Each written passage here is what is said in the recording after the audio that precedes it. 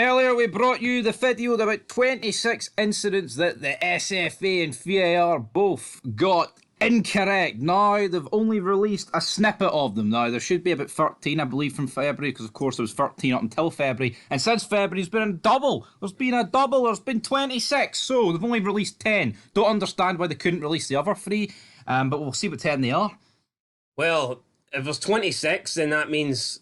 No, we already know what the other 13 are. They got released in February.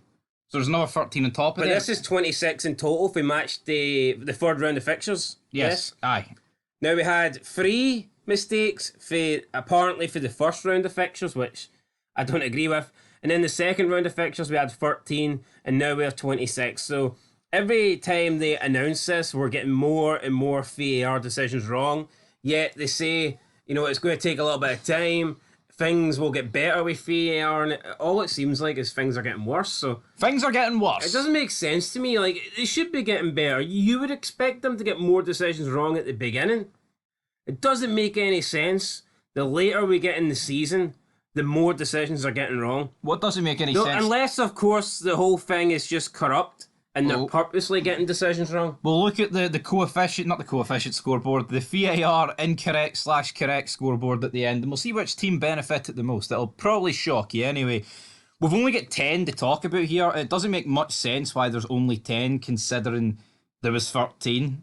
Are they hiding something with the other 3? I'm not too sure. But let's go back to the 6th of February, where Rangers beat Aberdeen 2-1.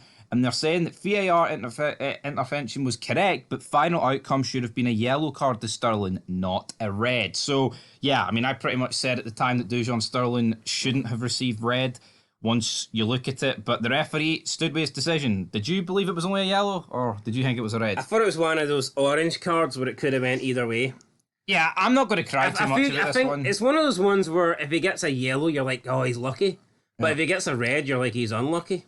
Yeah, I'm not going to cry too much about it, right? It was at the end of the game. I can see why he gave it in real time, but when they checked it with VAR, he thought they should have sorted that out, right? Second decision, we have got VAR intervention was correct, but final outcome should have been... Intervention, mate. That's what I'm saying. What am I saying? Wasn't that?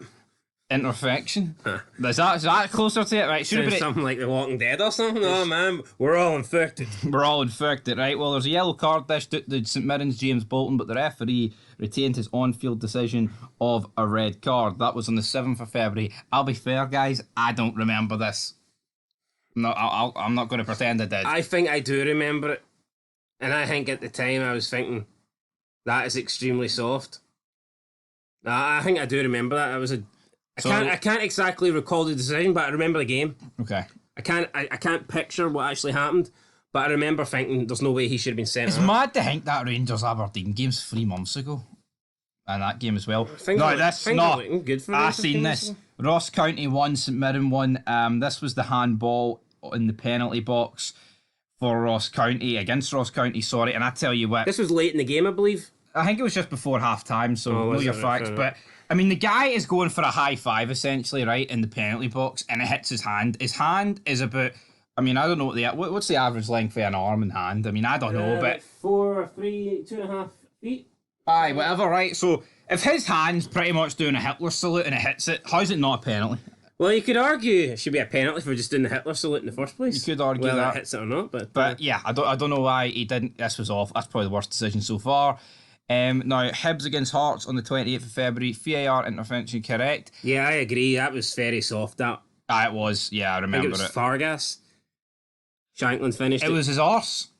It was his arse that brought... You know what? I actually thought it was a penalty. I'll be honest. You did? Aye, it was his arse. I didn't. I think it was harsh, but I can see why they gave it. The arse was harsh. Nah, the only good thing... Unless it was John McGinn's arse, should anyone really be getting... At least Shanklin got a free pie of it, so... He did. Right, so Rangers against Kelly. So VAR should have recommended an on-field review. Final outcome should have been penalty decision, which led to Kilmarnock opening the scoring, overturned. No handball offence against Rangers. So, yeah, that was Connor Goldson or John Lundstrom? It was John Lundstrom. Yeah, I remember it, yeah. I actually thought this was a penalty. So I can't really make too much of a case against this, I'll be honest. I thought it was a penalty. I thought he made himself bigger. Derek McKinn's actually come out today and said that, you know what, he got it wrong on the day. It shouldn't have been a penalty. Convenient how he thought it was a penalty on the day, but now he doesn't. Derek McKinnon's playing the game. And it'll be interesting to see the scoreboard in Kelly's favour when we check it. Right, Hearts 2-0 against Celtic. VAR should have recommended an on-field review. Penalty decision should have been overturned. No foul and no penalty should have been awarded to Celtic. So Celtic shouldn't have had a penalty against Hearts in that game back in March. Of course, I'd have made a missed it anyway, so it didn't really matter. But yeah, totally agree. It shouldn't have been one, and it was one.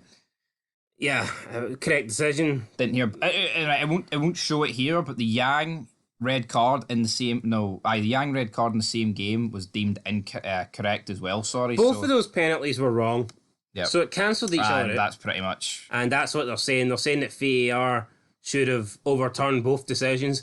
It's funny though how Celtic make out as if they've somehow been fucking robbed in that game when they got the penalty first. So the penalty that they got, actually 2-1 to them in terms of decisions. Like, yeah, the penalty that they got had the opportunity to change the game, and they didn't deserve that because it wasn't a penalty. Yeah. So it's not Hearts' fault that Adema missed the penalty. No, it's not. But neither penalty was a pen, and yes, the red card was. It was a red card. I mean, boots him in the face.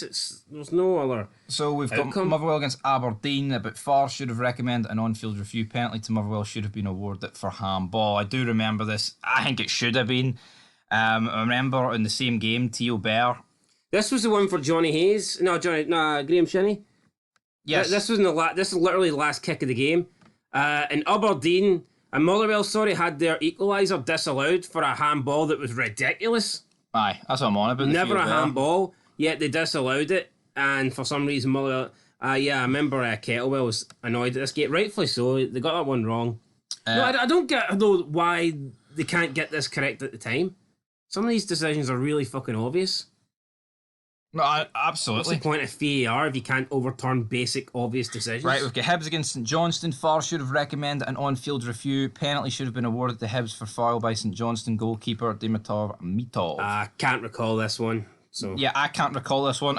I think it's the same game. Not remember where. I think it was the end of the game where Wotherspoon headed the ball on the line and the goalkeeper went down for a foul.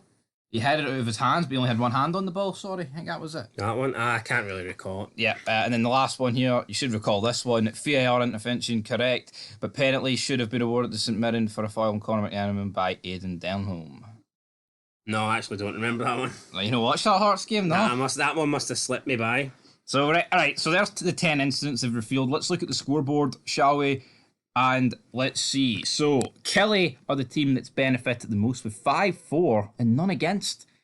So, all these tin foil hat guys out there, the conspiracies, it turns out that they're actually trying to favour Kelly. They're pushing for Kelly in that European spot. Yep. And the team that is getting shafted the most is St Mirren, who haven't had a single decision go for them. But the team that's actually had the most go against them are Rangers. For 5. So Celtic can sit there and fucking cry about decisions going against them and how the referees and the SFA want Rangers to win the league. But here, I'm not retarded, right? I'm not like most fans with a single digit IQ. See, because Celtic are sitting here with 4 more in the column in their favour, I'm not going to sit here and say that the SFA want Celtic to win the league. You know what I mean? Aye. So you look at it, I mean, what, are you trying to tell me that the SFA favour Kelly over the rest of the teams in this league? Right, let's have a look at the penalty charts next. Nah, we're not doing that, big man. We're not doing that, all right. We're not doing that. Well, why would we look at that? Because then we'll really see who the SFA wants to win games. Absolutely. So yeah, 26 in total. As you see here, it is all added up. You get 3, as you said, then the 13 and then 10. So, I mean, it's a bit of a mess, isn't it?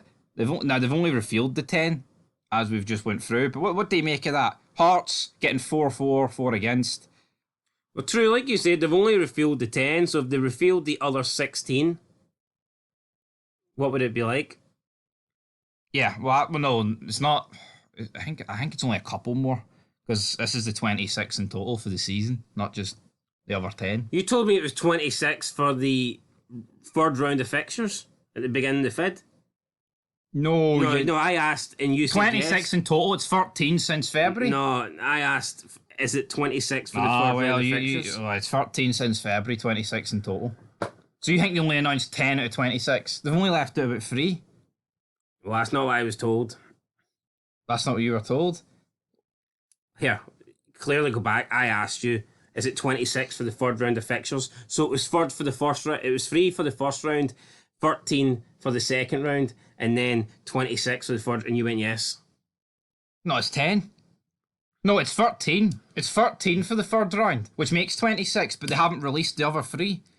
Well, I know that now, obviously, yes, but at the beginning... I know, but I said at the start of this, I was like, they've only released 10 when they should have released another 3 on top of it to make 13. I don't think he said another 3, but whatever, there you go. It doesn't matter, right? All that matters is they're trying to get Kelly 4th place. They're trying to get that plastic pitch into European football, aren't they? Well, the pies are good, so you know what I mean. They need to showcase those pies in Europe. And St Mirren, they obviously don't want them playing it, do they?